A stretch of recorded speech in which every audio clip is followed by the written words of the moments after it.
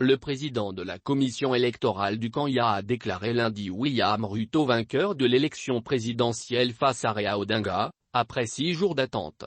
Le résultat de cette élection est contesté par une partie des membres de la commission électorale indépendante.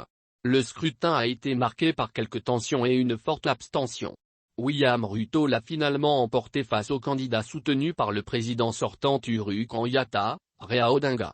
Selon le décompte de la commission électorale du Kenya, le vice-président sortant Ruto a cumulé plus de 7,17 millions de votes, soit 50,49% des voix. Son opposant Raila Odinga, figure historique de l'opposition désormais soutenue par le pouvoir, remporte environ 48,85% des suffrages exprimés. Ce lundi, plusieurs membres de la commission électorale annoncent rejeter les résultats de l'élection présidentielle. Cet organe indépendant est soumis à une intense pression.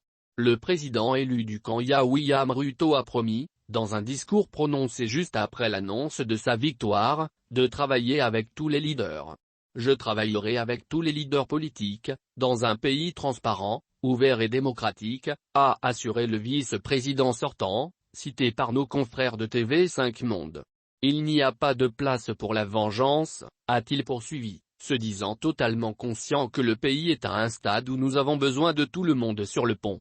À l'issue de l'élection du 9 août qui s'est tenue dans le calme, William Samoei Ruto devient le 5e président du Kenya, succédant à Uhuru Kenyatta qui, après 2 mandats depuis 2013, n'avait pas le droit d'embriguer un 3e. À 55 ans, il devient le premier Kalenjin, peuple de l'Ouest, à être élu président depuis 20 ans, succédant à 2 présidents issus de la communauté Kikuyu. Pour rappel, quelques 22,1 millions d'électeurs étaient appelés aux urnes le 9 août pour désigner le successeur du président sortant Uhuru Kenyatta, ainsi que leur gouverneur, parlementaires et quelques 1500 élus locaux.